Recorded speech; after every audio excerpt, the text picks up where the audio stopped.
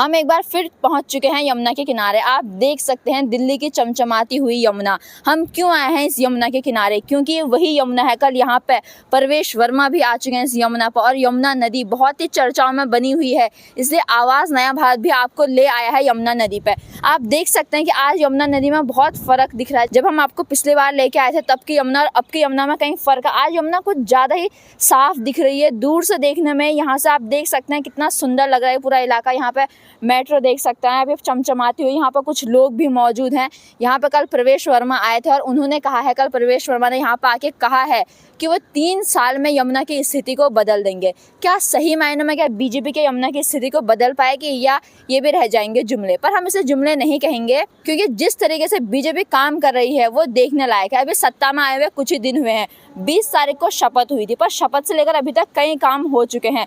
जैसे यमुना की सफाई देखें, जो सबसे ज़्यादा चर्चाओं में बनी हुई यमुना की सफाई। सबसे पहले यमुना की सफाई शुरू होती है, उसके बाद क्या खबर आती है? उसके बाद खबर आती है कि यमुना में चलेंगे क्रूज़। जी हाँ, अगर यमुना नदी में क्रूज़ चलेंगे तो प्रवेश वर्मा ने कह रखा है, जो आपके सामने यमुना नदी दिख रही है आप देख सकते हैं, इस यमुना नदी में बोट चलेंगे। बोट चलने से क्या होगा? इस यमुना नदी में दिल्ली वालों को मिल जाएगा एक और नया टूरिस्ट का सेंटर। जी हाँ, इस यमुना नदी में जब बोट चलेंगे एक और घूमने की जगह मिलेगी दिल्ली वालों को, और साथ ही इससे दिल्ली सरकार को भी फ़ायदा होगा, क्योंकि इससे होने वाला है रेवेन्यू कलेक्ट।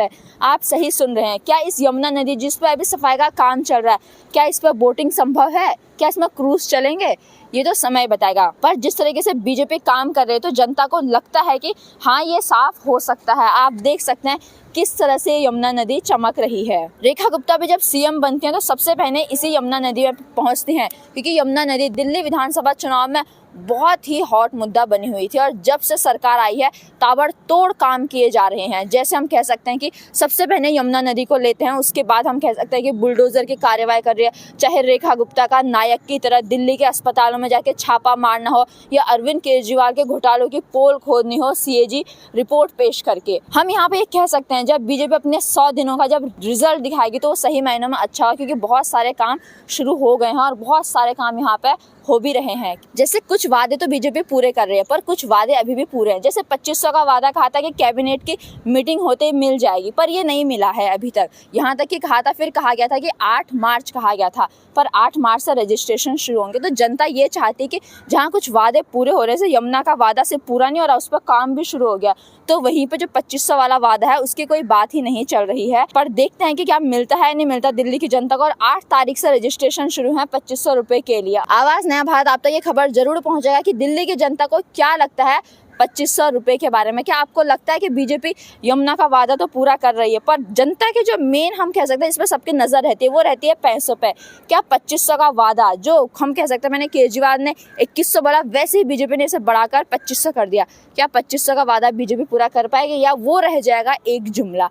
जैसे कि विपक्ष के नेता बनी है आतिशी मार्लेना, तो वो यही सवाल कर रहे हैं। पूरी आम आदमी पार्टी पूरे रास्ते में बड़े बड़े बैनर्स लगा रही है और यही कह रही है कि 3 दिन बाकी, 4 दिन बाकी, कब मिलेंगे 2500। पर ये खबर है कि, परंतु बात यहाँ पे ये है कि जो रजिस्ट्रेशन है वो होने शुरू होंगे 8 मार्च से, और पैसे कब तक आएंगे जानने वाली बात है। पर अभी हम आ रखे हैं यमुना नदी के किनारे।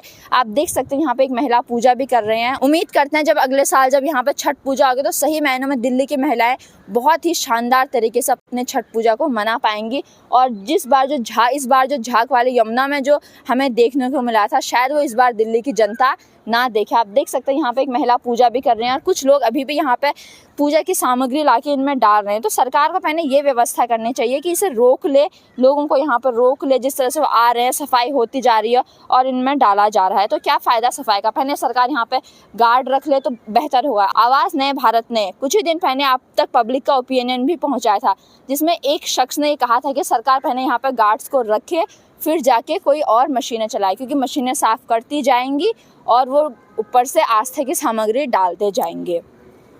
आपका इस खबर के बारे में क्या कहना है? यमुना नदी की सफाई के बारे में आप हमें कमेंट करके ज़रूर बताइए और ऐसी ही लेटेस्ट खबरों के लिए आप सब्सक्राइब करें आवाज़ नए भारत को।